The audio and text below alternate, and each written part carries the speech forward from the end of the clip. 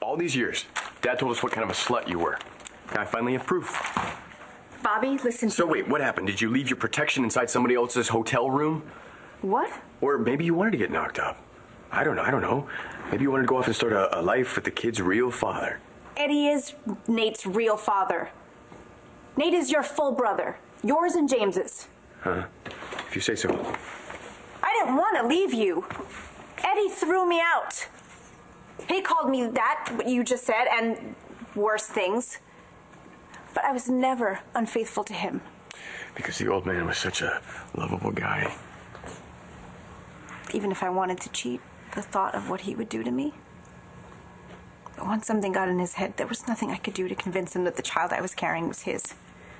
And then before I even knew it, I'm being dragged across the room by my hair, kicked out the door, and when that door was closed, I could never see you and James again. So you didn't call the cops, the courts, anybody? I had a friend who knew a lawyer, and we had just filed the custody papers when I got a knock on the door in the middle of the night, and there was a picture of Nate with a 6-inch butcher knife through it. So you dropped the suit? I was worried for my son. I was your son! Okay, and my father didn't have to put a knife through a picture of me to get to me. Don't you think I know that? I thought about you every day. I went to your school every day just so I could see you getting off the bus. James in his little red jacket that was a size too big, and you in your yellow windbreaker. I was there every day, no matter how cold it was, and I wanted to grab you and I wanted to take you and keep you warm. No. You wanted proof. Of what? We were our father's sons. I never thought that you... No. Why didn't you come back for us? You didn't even give us a second thought. Not until James shows up with our father's money, and then all you can think about is revenge. Revenge? So you had your kid steal our cash. No, and you don't care about James just as long as you get even with Dad. You wanted payback. I want a family. You and James are my sons, and I love you just as much as I love Nate. Relax. No one's getting arrested. Why not? Because I don't have my cuffs with me. That's a joke. Right, yeah. Why don't, tell me what's going on with your mom. It's nothing, really. Well, it didn't sound like nothing. Oh, she's being dramatic. My mom says I do that. About losing your house? It's been a little rough. We'll be okay. So you say that the money that you took, you gave that to your mom? I didn't know it was stolen, though. All right, just relax. There's no cuffs. Remember? I know I should have turned it in. It was...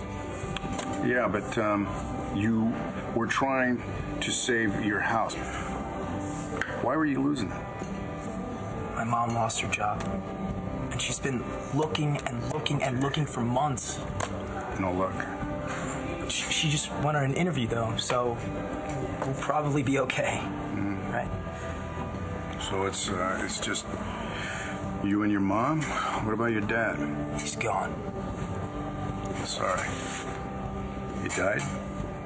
Might as well have. He kicked me and my mom out before I was born. So I don't know if he's dead or alive. I don't really care. Look, we don't want any trouble. Would you be willing to just answer one question? You can ask. Are these the documents you gave to the person who said he was me? How did you get that? Well, whoever you gave it to left it for me at the hotel's front desk. You can call them and ask. But first, just, can you see if those are the documents you gave him? Then you'll give me back my bagel? Definitely.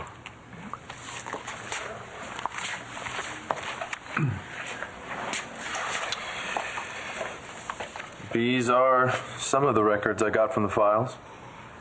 There are more? There were. Okay. What were they? I don't remember. So you can't tell us which ones are missing? I didn't pay that close attention. I just pulled everything that mentioned Bennett Thompson. Are you kidding? I'm sure. It's fine. I'm sure Glenn wouldn't mind pulling them again for us. I can't. What do you mean you can't? Those are the originals. You didn't make copies? I didn't want to get caught. Besides, I didn't think I'd need them. I Figured once I showed them to Mr. Balsam, I'd bring them back here. So there's no copies of these records anywhere? There's one. Where? The guy I gave them to has them.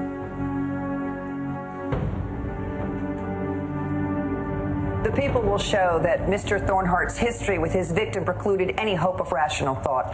Instead of the well-mannered young man you're seeing in front of you today, the defendant became enraged and beat Mr. Manning within an inch of his life. Look, just stop, okay?